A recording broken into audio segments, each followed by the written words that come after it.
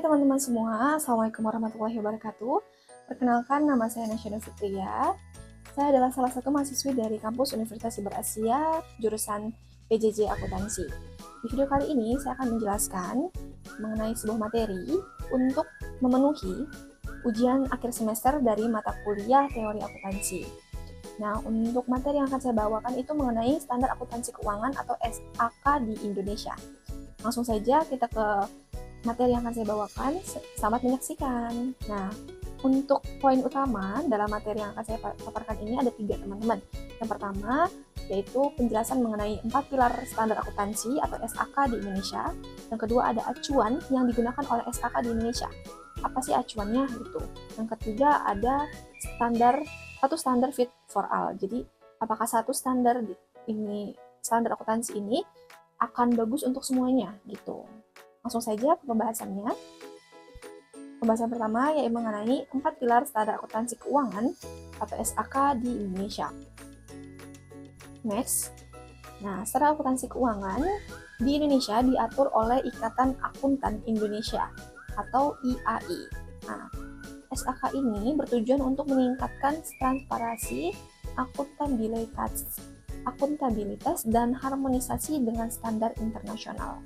Nah, apa sih 4 pilar utama dari standar akuntansi keuangan di Indonesia ini? Yang pertama ada SAK internasional, yang kedua ada SAK umum, SAK etap, dan SAK EMKM.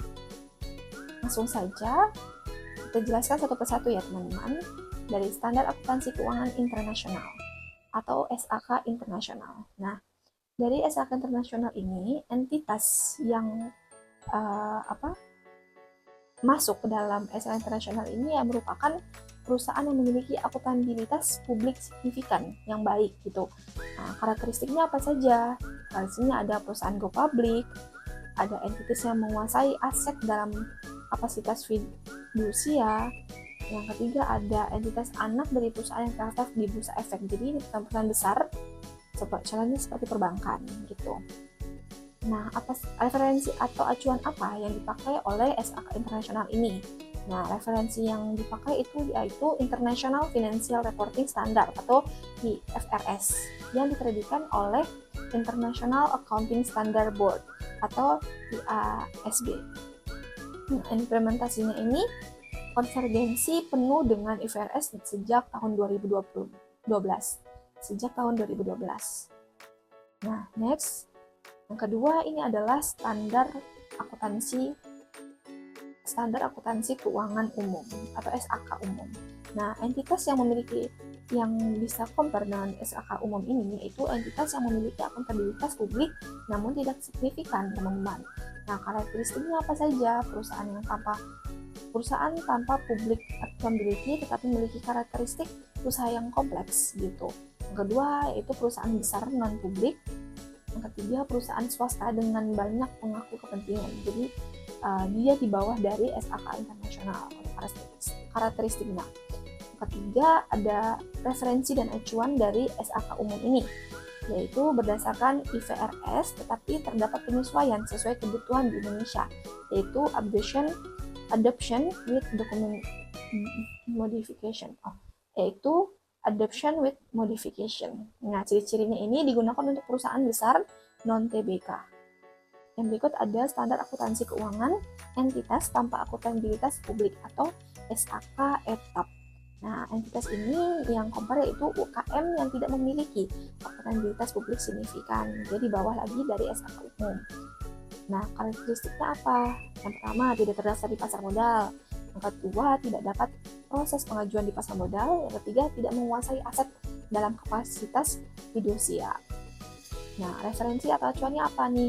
Nah, berdasarkan IFRS for SMS yang diterbitkan oleh IASB dengan penyesuaian untuk kondisi di Indonesia. Gitu. Implementasinya pada tanggal 1 Januari 2011. Yang berikut ada yang terakhir nih, standar akuntansi keuangan untuk entitas mikro, kecil, dan menengah atau SAK EMKM.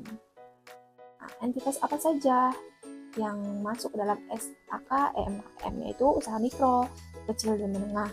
karakteristiknya yaitu kriteria UMKM sesuai dengan Undang-Undang Nomor 20 Tahun 2008. Nah, yang kedua ada basis akuntansi yang lebih sederhana, jadi dia lebih simpel. Nah, apa sih referensi dan acuannya? Nah, referensi ini dikembangkan secara independen oleh BSAK IAI dengan mempertimbangkan kebutuhan dan karakteristik UMKM di Indonesia.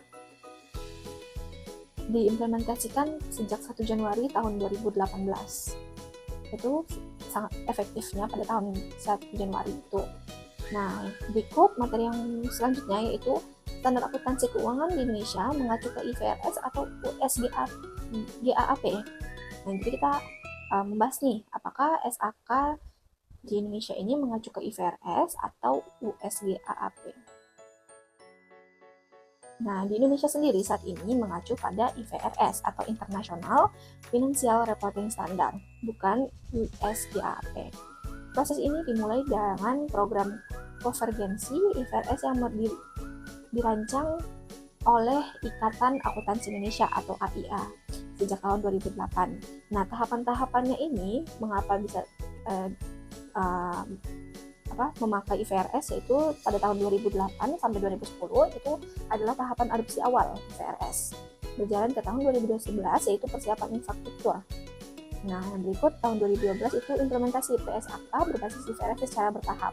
Itu masih bertahap tuh. Nah, tahun 2015 sampai sekarang itu tahapannya yaitu minimalisasi GAP antar PSAK dengan minimalisasi gap antara PSAK dengan IFRS.